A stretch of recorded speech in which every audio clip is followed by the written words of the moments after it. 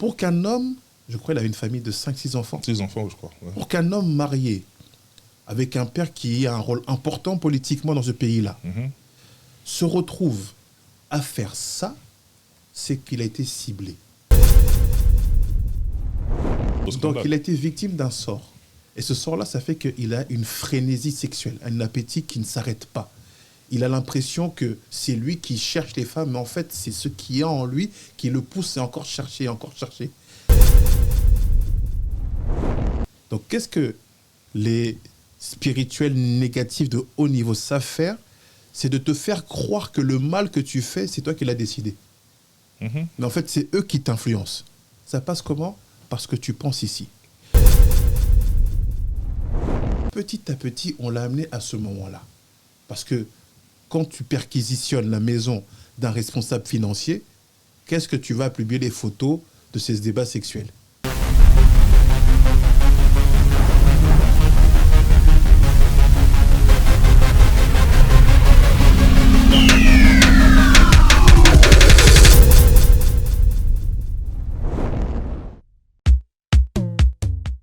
Imaginez-vous dans le luxe le plus absolu, au cœur de Paris. Bienvenue chez Lucky Passport, votre service de transport en van limousine avec chauffeur, champagne et snacks de qualité. Détendez-vous dans notre van limousine somptueusement aménagée où chaque détail a été pensé pour votre confort. Des sièges en cuir spacieux, un ciel étoilé raffiné, un écran TV dans une atmosphère intime et élégante. Profitez d'une sélection de champagne fin, accompagné de délicieux snacks gourmets pour un voyage inoubliable à travers la ville lumière. Que ce soit pour une soirée spéciale, une occasion professionnelle ou simplement pour vous faire plaisir lors d'une après-midi shopping, notre service VIP vous garantit une expérience exceptionnelle. Avec Lucky Passport, bénéficiez d'un chauffeur professionnel, discret et courtois pour vous conduire en toute sécurité et avec élégance. Réservez dès maintenant et laissez-vous transporter dans un monde de luxe et de raffinement. Lucky Passport offre également un service de covoiturage Paris, Bruxelles. Besoin d'un passeport congolais dans l'espace Schengen en toute légalité? Contactez Lucky Passport pour vos démarches administratives en un temps record. Lucky Passport, votre partenaire de prestige pour des moments inoubliables à Paris et vos démarches administratives.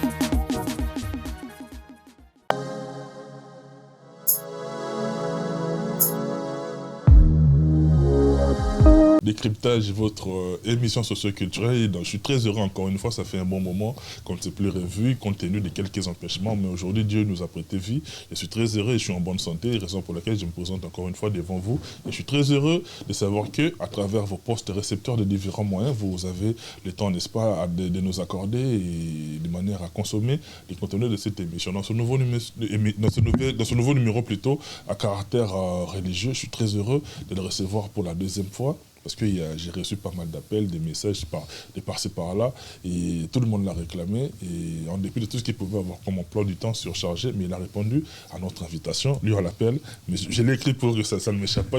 Excusez-moi si j'ai massacré son nom. Lui, on l'appelle le grand rave, le grand rabbin d'Afrique, le grand rave Shaddai Pinas Eliao. Je ne sais pas si j'ai bien prononcé. Et chez nous, les Congolais, en tout cas, on l'appelle Monsieur Kitoko Diakese Mara. Moi, je suis très heureux de le recevoir encore une fois dans ce nouveau numéro. Et les grands raves, tout un tas de questionnements se sont posés par rapport à vous et on va répondre par rapport à cette préoccupation. D'abord, comment allez-vous?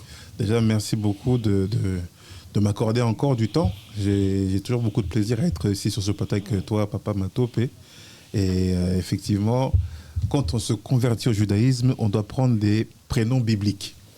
Et ces prénoms bibliques se prononcent en hébreu. Donc quand tu dis Pinhas, c'est Pinchas. C'est le petit-fils de Aaron. Okay. Et Eliaou, c'est le prophète Élie. Donc dans la tradition hébraïque, ils disent que c'est la même personne. Okay. Il a juste vieilli plus que de la norme. Donc je m'appelle en hébreu Pinhas Eliaou. En français, ça c'est Phinéas.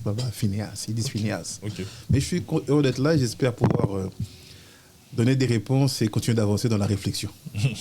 Merci beaucoup, grand rave, monsieur Kitoko Diakese. Bon, permettez-moi de vous appeler Kitoko Diakese. Bien sûr, mon enfant. Comme thème principal que nous aurons évoqué dans cette émission, c'est l'impact de la sexualité. je crois que vous êtes sans ignorer qu'il y a une affaire qui fait couler beaucoup d'encre et de salive, un certain Balthazar, un monsieur équato-guinéen, qui a eu beaucoup de relations extra-conjugales.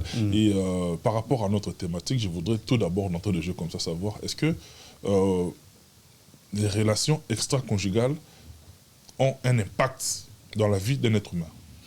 En fait, les relations extra-conjugales sont à la base même de l'être humain. Ce qu'on apprend quand on est un spirituel, un religieux, c'est de donner des informations aux fidèles pour savoir que le moment d'union entre un homme et une femme, c'est un moment de procréation. C'est comme ça, pour ceux qui lisent la Bible, quand vous lisez dans Genèse, l'une des premières lois qui est donnée, c'est « fructifiez-vous et multipliez-vous ». Ça, c'est même avant les histoires de sabbat, avant les histoires de temple, avant les histoires de tabernacle. Avant la première loi, c'est qu'il faut se multiplier.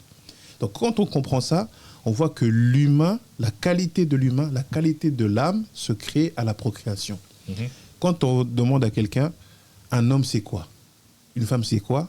Les gens font tous la même erreur. Ils disent, ah, Papa Matopé, c'est celui que je vois là. Non, Papa Matopé, c'est pas toi. Papa Matopé, c'est le sang qui coule en toi. Parce que le corps que tu as, c'est que l'enveloppe.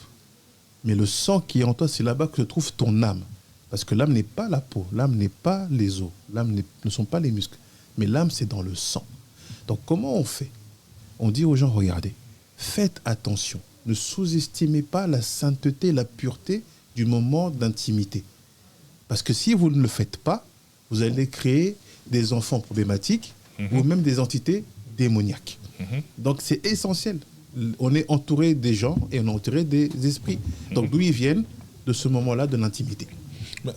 Quels sont les effets, je ne sais pas si on peut dire positifs ou négatifs des relations extra-conjugales? Parce que par rapport à l'histoire dont on a fait allusion, les vidéos, n'est-ce pas, qui ont fuité, sont des relations extra-conjugales, parce que c'est un monsieur marié. Bon, on l'a pris comme exemple, mais par rapport à la personne concernée, il y a tant d'autres d'êtres humains, n'est-ce pas, qui se reconnaissent par rapport à ça. Alors, c'est pourquoi je vous demande, à quoi pouvons-nous nous attendre exactement lorsqu'on se retrouve face à un tel cas?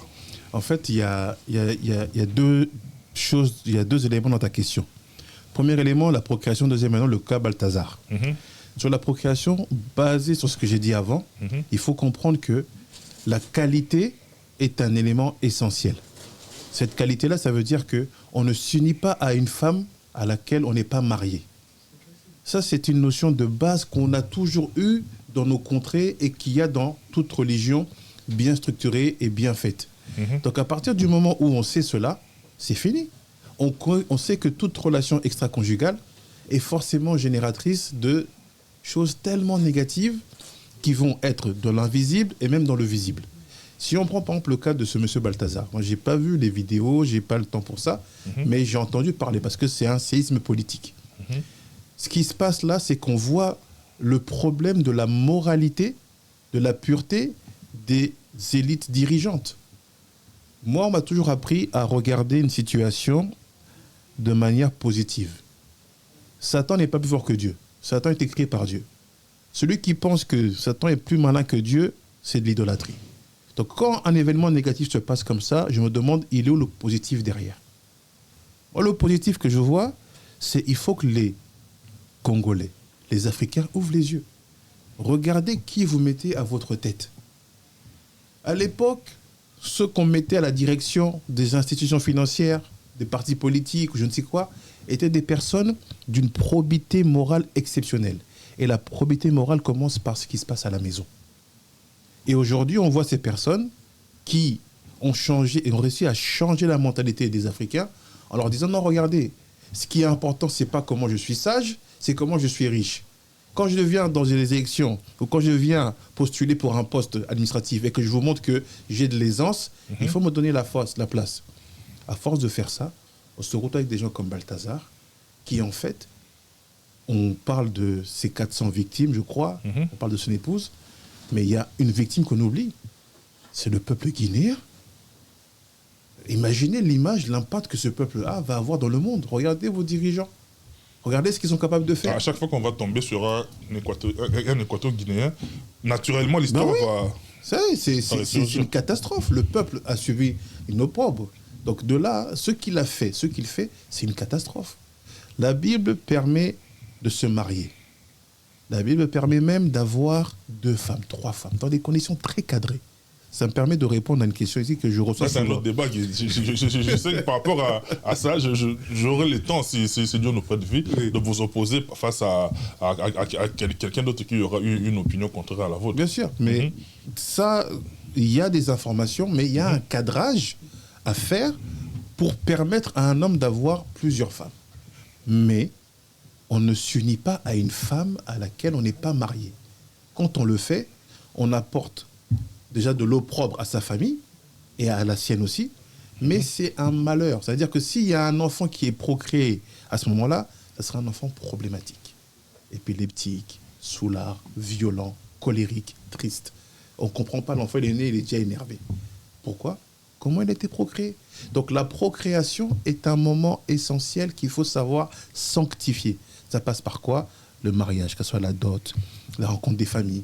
Après, respecter certains éléments de base pour ne pas être dans une pensée occidentale où on pense que la procréation doit être secondaire par rapport au plaisir sexuel. C'est là où les Occidentaux nous ont eus. Nous, on était dans notre Congo tranquille, dans notre Afrique tranquille, avec des royaumes qui fonctionnaient bien. Les Portugais qui arrivent et disent quoi ? Waouh, on n'a jamais vu un peuple aussi noble. Aussi organisé. Organisé. Ça veut dire quoi ? La société était tenue. Celui qui vient ici, en France, ou qui va aux États-Unis, il va dire ça. Il va dire non, j'étais à Los Angeles, non, mon gars, laisse tomber. Ici, c'est le Guéhinum, c'est la GN ici. Donc, ça veut dire que ce qu'ils ont vu, c'était des gens qui avaient une noblesse dans l'attitude, dans beaucoup de choses. Et on vient 600 ans après, c'est en Afrique qu'on voit ces dérives-là. Et Balthazar, il y en a un dans chaque pays. Hein. Moi, je les connais. Il y en a un dans chaque pays, sauf qu'ils sont malins de ne pas filmer. Il y en a au Congo, il y en a à Brazza, il y en a à Cameroun. Je les connais tous. Parce que c'est des gens qui, quand ils font ça, ils ont besoin de spiritualité, parce qu'ils savent que c'est compliqué. Justement, c'est la raison pour laquelle j'ai pensé à vous. Est-ce que, face à un tel cas, quels peuvent être les mécanismes à prendre pour un suivi ? Pour un cas comme ça, c'est compliqué, parce que pour atteindre ce niveau-là, nous, selon la connaissance que nous avons, on sait qu'il est possédé. Parce que les gens pensent que être possédé, c'est avoir bavé, rouler par terre et sauter en l'air et crier et devenir fou. Non. Les possessions les plus fortes, c'est celles qu'on ne voit pas. Celles qui font que tu crois que tu fais ce que tu veux, mais en fait, on est en train de te diriger. Non, allez-y calmement. Parce que moi, personnellement, j'ai senti de la matière dans ça. Allez-y calmement. Les possessions les plus dangereuses. Sont celles... C'est celles qu'on ne voit pas. C'est comme un mouchard qu'on te met dans le téléphone. Tu t'en rends pas compte. Tu crois que tu es tranquille. Donc, qu'est-ce que les spirituels négatifs de haut niveau savent faire ? C'est de te faire croire que le mal que tu fais, c'est toi qui l'as décidé. Mais en fait, c'est eux qui t'influencent. Ça passe comment ? Parce que tu penses ici. Pour qu'un homme, je crois qu'il a une famille de 5-6 enfants. 6 enfants, je crois. Ouais. Pour qu'un homme marié, avec un père qui a un rôle important politiquement dans ce pays-là, se retrouve à faire ça, c'est qu'il a été ciblé. Et que petit à petit, on l'a amené à ce moment-là. Parce que quand tu perquisitionnes la maison d'un responsable financier, qu'est-ce que tu vas publier les photos de ces débats sexuels ? C'est que c'était prévu. C'est un peu compliqué parce que c'est paradoxal. C'est paradoxal. Donc moi, je sais que... On est allé pour autre chose, mais à la fin, ça a créé un autre scandale. Donc il a été victime d'un sort. Et ce sort-là, ça fait qu'il a une frénésie sexuelle, un appétit qui ne s'arrête pas. Il a l'impression que c'est lui qui cherche les femmes, mais en fait, c'est ce qui est en lui qui le pousse à encore chercher, encore chercher. C'est pour ça que les sages disent la faute amène la faute. C'est à ça qu'on voit ça. Quand tu vois que tu n'arrives pas à t'arrêter, des fois tu dis, bon, hier j'ai trop bu, hier j'ai trop dansé, hier j'ai trop joué, qu'est-ce que je fais dans 2 jours ? Je me calme. Je laisse mon corps se reposer. L'autodiscipline. Voilà. Mais quand tu n'arrives plus à faire ça, c'est là la vraie sorcellerie. Donc les sorcelleries dont on parle en Afrique, là, nous on aime les spectacles. Mais ceux qui sont intelligents, ils ont compris, non, on te met ça discrètement, on te suggère des choses, et tu crois à la fin que c'est ce que toi tu veux. Mais même toi, tu es une victime. Parce que personne ne peut être fier de vivre une vie comme ça. Les femmes des ministres et les femmes des gens, mais quelle logique. Donc lui-même est victime de ça. S'il faut aussi donner une opinion par rapport aux entre guillemets victimes, s'il faut parler de femmes, s'il faut les considérer comme des victimes, dans quel état pouvez-vous, au cas où ces femmes-là venaient auprès de vous pour chercher un traitement? Ça, c'est très dur. C'est très, très, très, très dur. Parce qu'il faut aller dans les deux sens. Oui, c'est très dur. Parce que, bibliquement, il y a deux postures à avoir. Lesquelles? La première posture, il est dit comme ça. Une femme mariée qui a été touchée par un autre homme, elle doit automatiquement être divorcée. Allez-y, calmez-vous. Voilà. C'est écrit où? Ça, c'est écrit dans les commentaires de tout ce qui est écrit dans Deutéronome. Et même dans Lévitique. Il y a des règles. Si vous lisez, il faut connaître... Parce qu'il y a des gens qui nous suivent, parce que les gens voudraient aussi, pour des raisons d'épreuve, vérifier. Bien sûr, il faut aller dans le livre de Deutéronome ou dans le livre aussi des Exodes à la fin. Parce que moi, j'ai les noms en hébreu.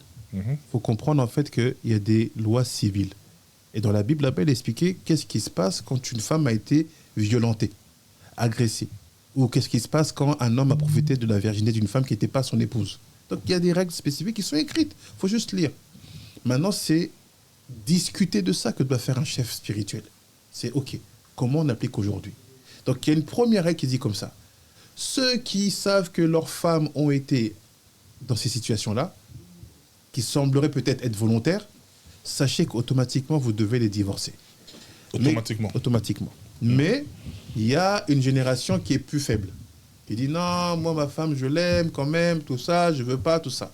Donc est-ce qu'ils ont fait beaucoup de spirituels? Ils ont dit bon, on te permet de rester avec elle. Mais c'est dangereux parce que ça ne se passera jamais plus comme avant. Donc maintenant, dans ce cas-là, qu'est-ce qu'il faut faire? Il faut en fait faire partir l'âme de celui qui a profité d'elle. Donc pour la traiter, elle, il faut que quand elle vient, il y a un travail à faire. Donc la personne pourrait laisser des entités. Elle laisse automatiquement. Ok. Quand deux personnes s'unissent à cet endroit-là, ça laisse automatiquement, ça crée des entités.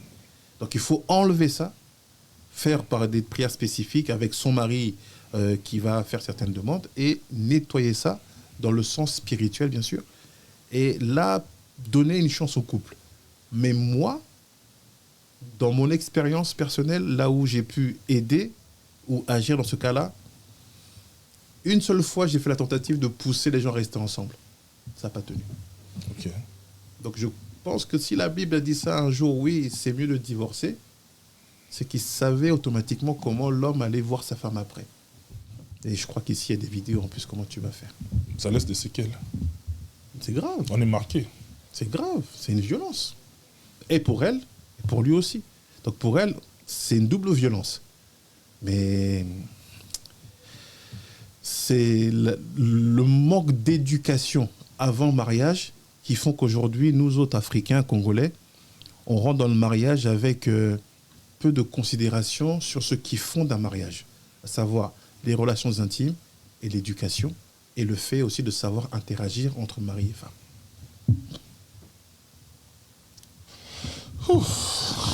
C'est vraiment sérieux. En tout cas, vous qui nous suivez, le numéro qui est affiché, c'est le nôtre. En tout cas, nécessaire de vous faire parvenir toutes vos préoccupations. Et au cas où vous voudriez entrer en contact avec le grand Rave, écrivez-nous et on sait comment ça se passe. Est-ce que d'abord, vous consultez au préalable, exige quelque chose de lucratif? Non, c'est interdit. Tous ceux qui ont eu la possibilité d'avoir mon numéro par le fait d'appeler soit papa David Mombele ou toi, et que j'ai interagi avec eux, pour vous le dire, on se voit, certains, on échange beaucoup, mais quand on veut faire quelque chose d'authentique et vrai, il ne faut jamais mettre l'argent au milieu. Dès qu'il y a l'argent au milieu, il faut savoir que l'argent, c'est la force qui est liée à Mammon. Comme c'est écrit dans la Bible. Mammon, c'est le dieu de l'argent. Donc il faut comprendre qu'est-ce que ça veut dire quand, à l'époque, dans les différents royaumes dans l'actuelle RDC, il n'y avait pas d'argent. Mhm. On utilisait les coquillages pour payer. Mhm. Et ce sont les Européens qui disaient, mais ouais, eux, ils sont bêtes, ils vendent de l'or avec des coquillages. Non, on n'était pas bêtes. On savait que dès que tu mettais l'argent entre deux personnes, c'est fini. Tu crées un rapport qui est faussé. Et aujourd'hui, on le voit. L'argent, malheureusement, fait que les gens excroquent et font prétendre à la spiritualité ce qu'elle n'est pas. Donc, quand quelqu'un est un spirituel authentique, il doit te donner gratuitement ce que lui-même il a appris gratuitement. Moi, ceux qui m'ont formé, ils ne m'ont pas demandé d'argent. Donc, tu travailles beaucoup, tu te sacrifies beaucoup, mais la qualité de ça, c'est que pour te connecter avec Dieu et tes ancêtres, il n'y a pas de conditions financières. Parce que les gens qui viennent te demander, c'est tes frères, c'est tes sœurs. Et c'est quoi les conséquences pour ceux qui s'adonnent, n'est-ce pas, à exiger au préalable quelque chose de lucratif avant de consulter? En fait, c'est que cette personne-là, elle va te connecter à des forces autres que celles qu'il faut, celles de sainteté pour guérir, ou pour te sentir mieux, ou pour changer de vie, ou pour changer le cycle négatif de quelque chose. Je donne un exemple. Aujourd'hui, même un pays comme la France, quand on voit des fois à l'Assemblée, ils parlent, oui, il faut bloquer les prix de la consultation des médecins. Pourquoi ils pensent à ça? Parce qu'ils savent au fond d'eux que ce n'est pas normal que quelqu'un paye pour être soigné. C'est pas normal, n'est-ce pas? On définit une fourchette à ne pas dépasser. Voilà. Pourquoi c'est pas normal? Parce que normalement, le but, papa m'a topé, c'est qu'on soit en bonne santé. Mhm. Alors, si le but, c'est qu'on soit en bonne santé, on ne doit pas développer des industries pharmaceutiques. Parce que si je développe les industries pharmaceutiques, c'est que je veux que tu restes malade. Justement. Donc, maintenant, ma question que je te pose... C'est ça la logique. Voilà. C'est à quoi ça sert d'avoir une assurance maladie? Mhm. C'est pas pour que tu sois en bonne santé. Justement. C'est pour que tu tombes malade. Oui, oui. Voilà. C'est comme la prière du vendeur du vendeur des cercueils. Merci. Que tout le monde, que les gens meurent. C'est ça. Donc quand on comprend ça, on dit mais d'où ça vient cette mentalité de faire payer les gens à aller voir le docteur? Mhm. Parce que leur but, c'est pas que tu restes en vie. Leur but, c'est que là, tu as la dent qui a mal, la jambe qui se casse, mal au ventre, et tu vas chez le médecin et l'argent rentre. Mhm. Alors que nous, même dans nos pays, quand tu vas voir quelqu'un, le but, c'est que tu guéris, c'est que tu tombes plus malade, tu ne reviens plus. Il ne prend pas d'argent. Mhm. Donc quand quelqu'un te guérit en te prenant de l'argent, sache que les forces auxquelles il te connecte, c'est des forces dangereuses. Ils sont mauvaises. Les résultats vont sembler positifs au début, mais à la fin, ça va se retourner contre toi. Mhm. C'est une règle de base. Après, les gens ont voulu prendre un esprit business et le mettre dans la spiritualité. Justement, c'est pourquoi on se C'est demande, faux. par exemple, vous, qu'est-ce que vous gagnez dans ça? Non, je ne gagne rien, je n'ai pas le droit de gagner quoi que ce soit. Ce que je dois faire, c'est être le garant d'une authenticité. Mhm. Ce que je gagne, moi, ce n'est pas pour ici, c'est pour après. Après 120 ans, quand je meurs, je décède, là, j'aurai mon salaire. Mais pas ici. Ça, c'est pas ici. Ça, c'est ce que toute personne qui a de la spiritualité sait. Si tu veux de l'argent, c'est pas ici. Faut attendre après. C'est là-bas que ça se stocke. Cet argent-là que tu gagnes ici, tu le mets dans le cercueil? Tu l'emmènes? Mais comme vous dites que votre salaire, c'est dans l'au-delà, n'est-ce pas les discours avec lesquels les Occidentaux nous, quand je dis nous, Africains, nous ont bernés. Comme quoi, soyez riches comme vous voulez, mais tout ça, c'est difficile pour un riche d'hériter le royaume des cieux. Hein, il faut être humble, il faut être pauvre, il faut demeurer pauvre. Mais en même temps, eux, ils construisent chez eux et se développent. Non, la différence, c'est ça. C'est que eux, ils ont besoin que tu aies un esprit de pauvreté pour que eux, derrière, ils puissent s'enrichir sur ton dos. Mhm. Nous, les spirituels, les rabbins, on nous dit, regardez, quand on vous dit que le salaire, il est après la mort, là-bas, il n'y a pas des dollars, il n'y a pas des euros, il n'y a pas des francs. Là-bas, c'est une situation spirituelle qui va se manifester avec force. Mhm. Donc, si tu veux être un leader spirituel après la mort, avoir un statut, avoir un rôle important auprès de tes ancêtres, auprès de ceux qui sont dans le royaume des morts, comme on dit, ben, c'est ici que ça se gagne. Ça se prépare. Ça se prépare ici. En ayant justement ce respect-là de ne pas te faire d'argent sur ce qui est un patrimoine commun. La spiritualité, ça appartient à tout le monde. Donc quand les gens font une religion et font une business, ils ont fait comme la sécurité sociale. Ils ont fait un business pour que toi, tu tombes constamment malade, pour que derrière, tu reviennes les voir et qu'ils gagnent de l'argent. Mhm. C'est pour ça que les gens qui sont des marabouts ou quoi, sans critiquer les vrais marabouts, je parle des faux, qu'est-ce qu'il fait? Il fait en sorte que tu aies un peu de réussite. que ça marche pas trop longtemps pour que tu reviennes. Non, on te miroite une situation. C'est ça. Mais c'est une façon de te récupérer après. C'est ça. C'est sûrement peut-être ce qui arrive à ce Balthazar. Il a dû choper quelque chose. Il n'a pas compris que derrière le prix, c'était qu'il allait avoir une frénésie. C'est un dérèglement de personnalité. une libido hyperbolique. Là, ça, c'est trop. C'est pas normal. Mais pour clore ce chapitre des Balthazar, grand rêve, que faut-il pour éviter de se retrouver infecté, je ne sais pas si je peux dire infecté par de telles entités pour ne pas se retrouver dans ce genre de vie de débauche. Que faut-il pour éviter tout ça? Il y a une règle très simple que moment tout chef spirituel applique, qu'il soit juif ou Congo ou Luba ou quoi. Normalement, un homme ne doit pas toucher une femme qui n'est pas la sienne. Quand il dit toucher, c'est même la bise, même la main. Même la bise. Oh, allons-y calmement. C'est interdit même de faire la bise à une femme qui n'est pas la vôtre. J'ai pas dit c'est interdit. Parce que ce qui n'est pas interdit est permis. Il y a une différence entre interdit et pas conseillé. Parce que quand tu interdis, tu mets les gens sous le joug de la faute. Ils peuvent se faire condamner là-haut par les entités. Donc on ne dit pas interdit. Mais quelqu'un maintenant qui dit, tu dis, moi je veux éviter ces pièges-là.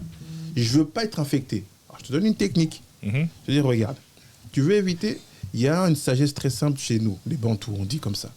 On dit, sache que ta femme, c'est ta femme. Mais toutes les autres femmes qui ne sont pas ta femme, considère-les comme impures pour toi. Ça veut dire quoi? Quand tu ne te maintiens pas et que tu commences à avoir ce toucher facile, tout commence et passe par là. Pourquoi? Parce que quand une femme a ses menstrues, il y a des forces qui existent et qui créent une alchimie différente selon les personnes. Donc, tu fais la bise, tu serres la main. Bien sûr, j'exclus la famille. Les sœurs, la maman, il n'y a pas de problème.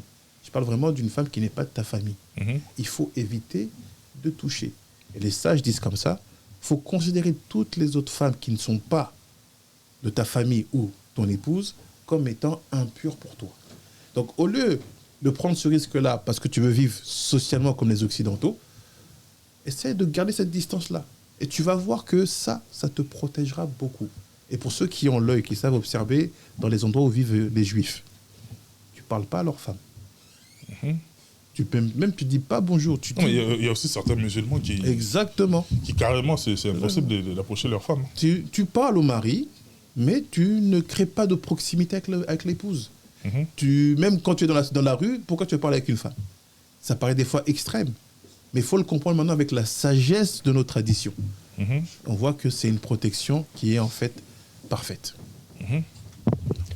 Mais une parenthèse rapidement, pour définitivement clore ce chapitre.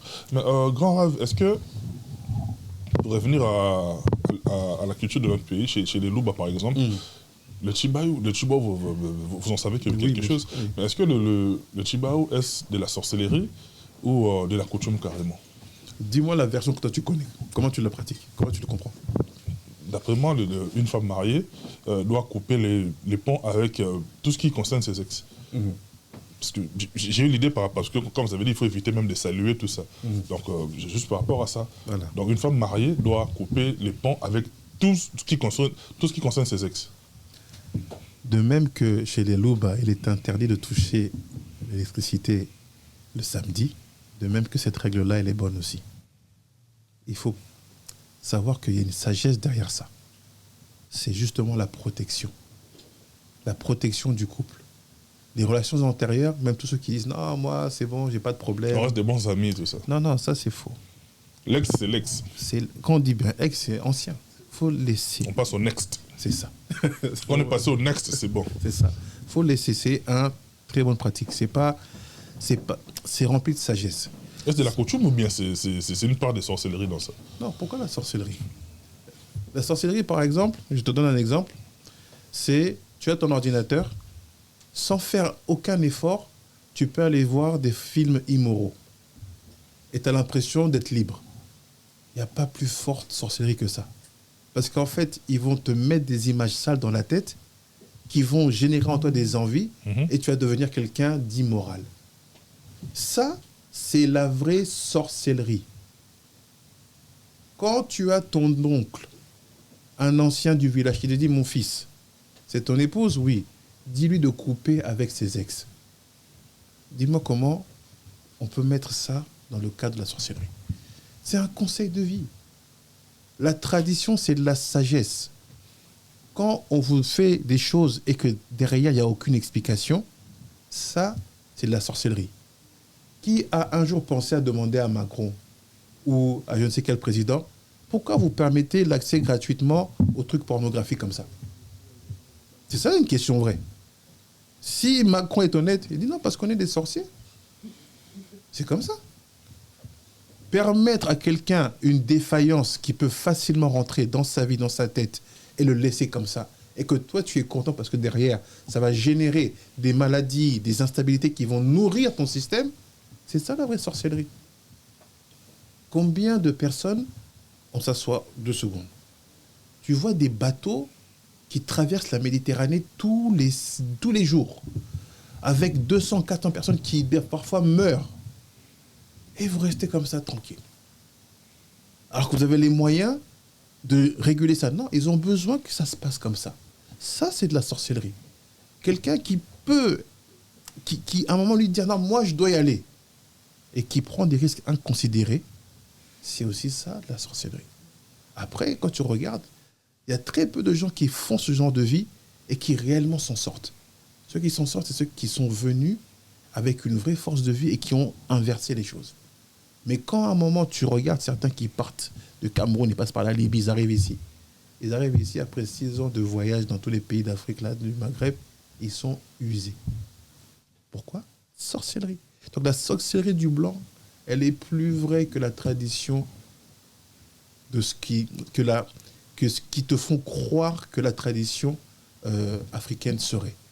N'ayez pas honte de vos cultures, n'ayez pas honte de vos traditions. Ce sont des sagesses et des compréhensions de vie. Si vous voulez voir c'est quoi la sorcellerie, regardez autour de vous. Regardez vos téléphones, regardez vos calendriers, regardez le système sociétal comme il est, regardez l'éducation, le système éducatif, et vous verrez c'est quoi la vraie sorcellerie. Mais Gaurav, qu'est-ce qui fait que dans la société actuelle, on a tendance à diaboliser la polygamie et de l'autre côté à vouloir vulgariser les arcs-en-ciel pour censurer ce que je veux dire? C'est ce que j'essaie de dire depuis 10 minutes. Les missionnaires chrétiens sont arrivés et ont voulu nous apporter la chrétienté. Ils nous ont apporté une compréhension de la Bible en disant, regardez, non seulement l'homme doit avoir une femme, il n'y a pas de problème, ok. Ce que le roi Congo va essayer de faire, mais il va changer. Et en plus de ça, certaines femmes, certains hommes doivent faire le vœu de chasteté. Résultat, ça fait 2000 ans qu'on retrouve des fœtus enterrés derrière les couvents. Résultat, on a les abbés Pierre qui font ça. Ça veut dire qu'à un moment, ils ont vendu un système de société qui n'avait aucune intelligence, aucune sagesse. À la base, pourquoi nos anciens, nos cocos, ont permis cela, la polygamie? C'est pour asseoir socialement le pays. Parce qu'une femme qui se retrouve seule, sans subsistance, sans moyens, n'a pas la même capacité de s'en sortir qu'un homme qui serait seul. Donc, ils ont fait en sorte que, regardez, le mariage, c'est d'abord un élément du contrat social. On va aider les femmes qui sont célibataires à avoir une famille, une structure, une aisance économique pour que cela puisse fonctionner. À qui on va permettre ça? À ceux qui ont une vraie sagesse et qui ne sont pas des Balthazar, qui sont des gens qui savent se maîtriser. Donc ça, c'est le travail maintenant des anciens, de détecter si lui, c'est un vrai, on lui permet. Maintenant, l'Europe vient, nous fait la promotion de la monogamie. Et on finit aujourd'hui avec la pédophilie, pédocriminalité, avec le wokisme, avec ce qui est enseigné dans les écoles où on t'apprend de masturber à 12 ans. Mais on croyait que c'était des sociétés de monogamie. Alors je ne comprends pas comment vous vendez la monogamie, maintenant c'est mariage pour tous. Comment vous avez fait le pont? Parce que dès le départ, ils ont menti. Ils ont menti sur la compréhension, la réalité sociale de ce qu'ils proposaient. Donc aujourd'hui, je dis aux gens, bien sûr qu'il y a eu des dérives incroyables dans l'exercice de la polygamie en Afrique et au Congo. Parce que ceux qui ont pratiqué ça ou appliqué ça n'ont pas appliqué ça avec la connaissance et la sagesse que cela demande, et pour le mari, et pour ceux qui vont être concernés. Mais ça ne veut pas dire qu'on était des arriérés ou qu'on était des idiots. On avait compris la nécessité de faire ça pour garder notre terre intacte, notre peuple protégé. Regarde maintenant, je te donne un exemple en Israël. Il y a des femmes qui manifestent pour que les rabbins remettent la polygamie dans la loi israélienne. Pourquoi? Ils disent, regardez, on est seul, on souffre. Alors que c'est écrit dans la Torah. Les femmes sont plus nombreuses que les hommes. C'est toujours le cas. Alors, à un moment, c'est quoi le but de la vie? Est-ce que c'est d'aider une femme à s'accomplir, ou bien toi et moi, hommes que nous sommes, à avoir nos Mercedes et à avoir des libidos extravagantes? Grand rave. Mais, grand rave qui est au Kodiakese. Nuit était l'esclavage et la colonisation. Est-ce que nous, Africains, on aurait connu le christianisme? Non. Non, parce que le but de l'esclavage était d'amener une croyance, un modèle de société, un modèle de vie qui allait permettre d'inverser la courbe économique de ces pays d'Europe qui étaient à la queue. C'est nous qui avons amené la connaissance même de la stérilisation des objets aux Européens. C'est nous qui leur avons expliqué comment, dans une maison, on ne dort pas à côté de ces animaux. On fait un espace pour les animaux, un espace pour les humains. Ça, c'est les morts de Mauritanie qui ont amené ça en France, en Suisse. On avait une connaissance, on était en avance. Cette jalousie-là a fait qu'ils se sont préparés. Comment on fait? Ah, on connaît leur force. C'est leur spiritualité. Alors, ce qu'on va faire, on va leur dire que leur spiritualité, c'est de l'idolâtrie. Alors, on va commencer. Ils vont dire, ah, c'était des animistes des ancêtres. Mais prenez vos dictionnaires, on parle de définition. C'est quoi l'animisme? C'est croire que tout objet est animé d'une âme. Au début, quand tu es dans le jugement, tu dis, oui, c'est des sorciers, ils croient que le téléphone, il y a une âme dedans. Ok. Moi, je vais chez les juifs. On étudie les mystiques profonds de la Kabbalah juive. Ok. Ils disent, non, sache qu'il y a une âme dans tout. Une âme dans tout. Mais ça, c'est ce qu'ils disaient nos ancêtres. Il fait, oui. Il fait, il y a des âmes dans les minérales, dans le végétal, dans l'animal et dans l'homme. Ah bon? Oui. Quand tu manges un végétal, tu manges une âme. Sauf que comme elle n'a pas la forme d'un homme, tu n'es pas gêné. Quand tu manges du sel, il y a une âme dans le sel. C'est un minéral parce que lui ne bouge pas. Comment ça? Il y a des étincelles de vie dans tout ce qui existe. Parce que Dieu a tout créé. Donc ce qui est en vie ne peut être que rempli d'étincelles de vie de Dieu lui-même.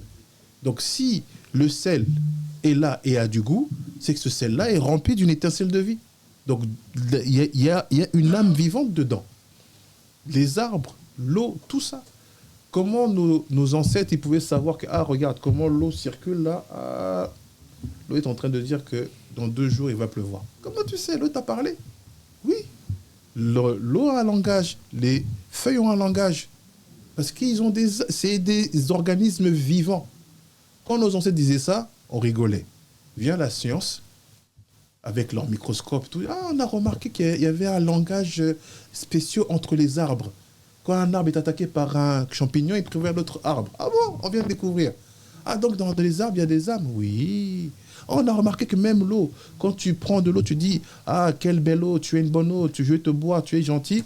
Tu vois que l'eau dans ces cristaux forme des cristaux harmonieux. Quand tu prends l'eau et que tu l'insultes, ça fait des cristaux désharmonieux.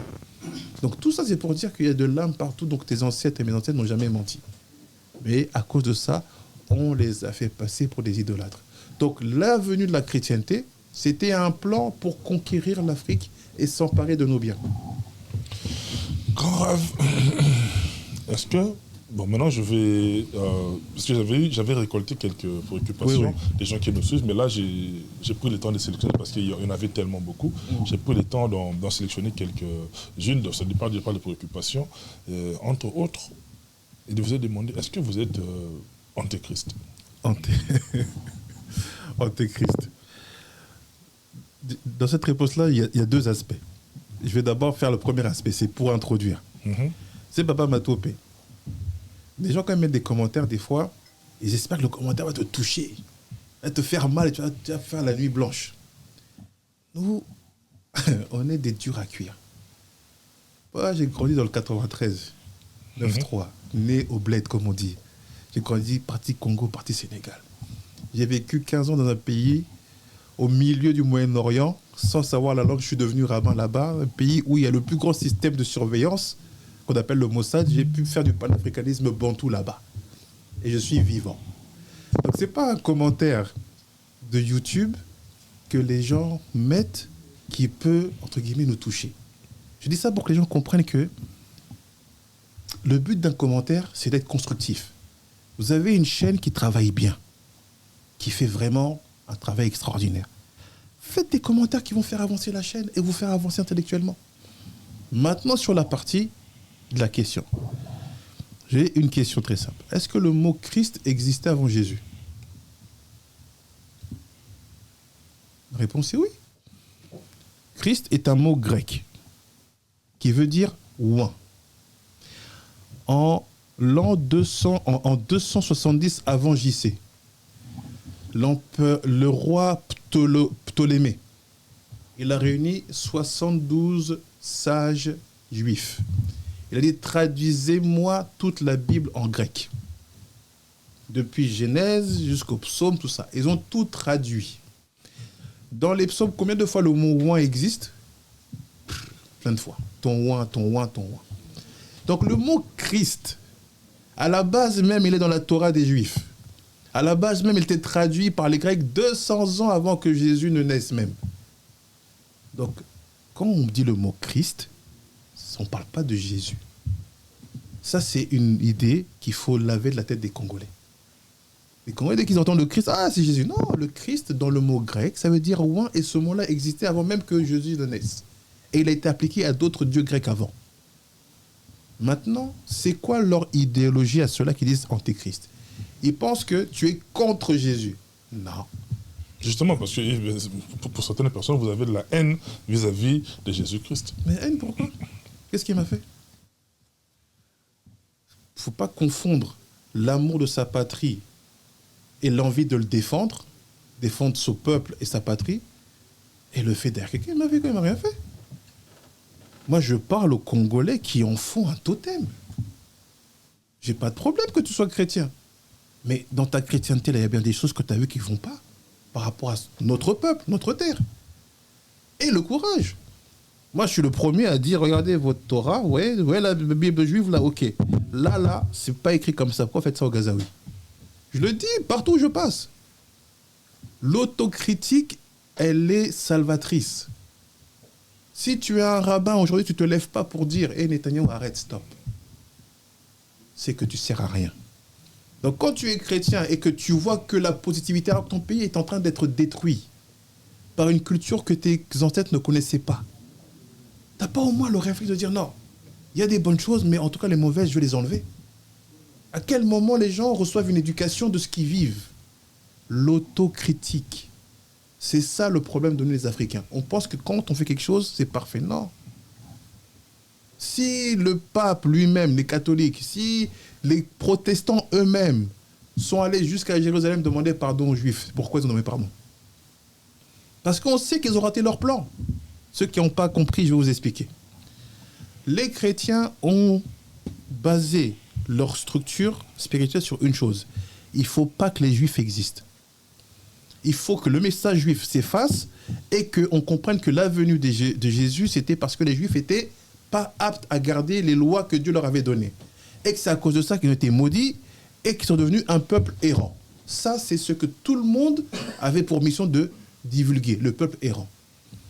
Vient 1948. Il y a un État juif qui est créé. Et les Juifs eux-mêmes te disent, non, ça c'est la réalisation de la prophétie d'Isaïe. En une journée, une femme peut accoucher, voilà la création de notre État. Ah, le pape lui-même et certaines églises protestantes, ils font des décrets. À partir d'aujourd'hui, il est interdit à un catholique de convertir un juif. Vous saviez ça? Traité Vatican II. Il faut lire. Ça veut dire qu'aujourd'hui, les gens, ils ont beau se dire église de réveil, église protestante. Écoutez, ceux qui tiennent le pouvoir dans la chrétienté, c'est l'église catholique. Même si la chrétienté va avoir différentes nuances non protestantes, ils travaillent ensemble. Ils croient aux mêmes choses, sauf qu'ils décident d'avoir différentes pratiques. Et tout chrétien actuellement n'est pas forcément catholique. Hein. Tout chrétien actuellement... Il y a des protestants, il y a des pentecôtistes. Ça, c'est quoi la différence entre catholique et protestant? Tout le monde a la même histoire. Ah non, on ne croit pas au statut. Mais vous croyez que les catholiques croient au statut? Vous croyez que les catholiques, ils ont attendu les protestants pour s'interroger sur cette question-là? Il faut comprendre que le catholicisme, c'est la racine de la chrétienté. Que tu décides de pratiquer ta chrétienté d'une manière différente, ça ne te coupe pas de ta racine. S'il n'y avait pas de catholique, il n'y aurait pas de protestants. Il n'y aurait pas eu d'église de réveil, il n'y aurait rien eu. Donc la racine de la chrétienté, c'est le catholicisme. C'est pourquoi qu'aujourd'hui, il n'y a pas une place dans le monde, ni des protestants, ni des églises évangéliques qui dépassent le Vatican. Et il n'y a pas un homme chrétien dans le monde que les présidents vont voir et embrassent la main. Donc si vous voulez rester dans le déni, c'est votre choix. Moi, je vous dis juste des vérités simples que toute personne qui réfléchit et qui connaît un peu la structure spirituelle sait. Le catholicisme, c'est la racine de la chrétienté. Mais pourquoi Hertz a voulu installer Israël en Afrique? Herzl, il a voulu faire ça parce que il y a des informations que nous, on a, que les cartes sont fausses, que l'histoire a été volée, modifiée, et que la terre promise, elle est plus en Afrique centrale qu'au Moyen-Orient. Mais ça, personne ne vous aidera. Il faut que vous preniez en main et que vous allez voir ce qui se passe dans vos pays là-bas. Et tout ça pour dire que si quelqu'un pense que l'antéchrist, c'est moi, vous n'avez pas compris. Christ, ça veut dire que tu crois qu'il va avoir une libération, que le monde va être sauvé. Est-ce que c'est la vie quotidienne d'un juif? Oui. La vie quotidienne d'un juif, c'est d'attendre la venue du Messie. Donc, comment tu peux attendre qu'il vienne et dire que tu es contre lui? Attendre la venue du Messie alors que le Messie est déjà venu et puis... Pour nous, il n'est pas venu parce que les preuves qui doivent venir qu'il est venu ne sont pas là. Quand le Messie vient, le 3e temple doit être reconstruit. Ça, c'est dans la tradition juive. Donc, pour eux, il ne faut pas forcer quelqu'un qui a d'autres traditions. Il faut même dire bravo, vous gardez les paroles de vos ancêtres. Leur papa leur a dit, leurs ancêtres leur ont dit, quand le Messie vient, le 3e temple est reconstruit à Jérusalem. Jésus est né au moment où le 2e temple est détruit. Il est mort, il a été reconstruit? Non. Est-ce qu'il est reconstruit? Non. Et de qui on parle aujourd'hui? On dit, ouais, Netanyahou ou Trump, ils sont en train de faire tout pour reconstruire le 3e temple. Vous voyez que le juif, il n'est pas dans l'émotion. Il est dans qu'est-ce que mes ancêtres m'ont dit pour savoir que la personne qui dira que c'est le Messie, c'est vraiment lui. Même s'il y a des miracles, ça ne m'intéresse pas. Il a besoin de 3 choses. Première chose, que le temple soit reconstruit. Deuxième chose, que tous les tribus perdues d'Israël soient retrouvées. La chrétienté, elle a retrouvé les tribus perdues en Afrique. Mais aujourd'hui, tous ceux qui croient en Jésus-Christ est naturellement sauvés. Hein. Ça, c'est ce qu'on vous dit. C'est comme ne deviens pas riche et tu verras que tu iras au paradis. Qu'est-ce qui fait que tu as changé d'avis sur cette phrase? L'expérience, non? Voilà. Ceux qui avaient des oncles au village, demandez-leur. Vous avez sûrement des ancêtres qui sont morts. Parlez-leur. Grand Raph, c'est quoi une toute dernière question, oui. C'est quoi la vraie localisation des canons? Les Blancs te diront c'est au Moyen-Orient. Les traditionalistes africains te diront que c'est en Afrique du Sud. Non, pardon. Les traditionalistes te diront l'Afrique du Sud, c'est l'Égypte, et Canaan, c'est le Congo. Ça, c'est ce que nous, on reçoit quand on est formé en tant que chef de tradition. Qu'est-ce que nos ancêtres savaient comme localisation? Donc, qui a raison, qui a tort? Je ne sais pas. Mais la question, elle est, quel est ton héritage? Si ton héritage dit quelque chose, ne sous-estime pas l'intelligence de tes ancêtres. Ne leur manque pas de respect. Au minimum, intéresse-toi à ce qu'ils ont dit pour voir ce qui peut être vrai. Et tu verras qu'il y a beaucoup de surprises. Merci beaucoup, les grands raves qui t'ont connu. Moi, je suis très heureux avec vous. On a le temps de partager. Mais vous êtes ouvert pour un échange avec quelqu'un qui a une opinion contraire à vous. Je demande que ça.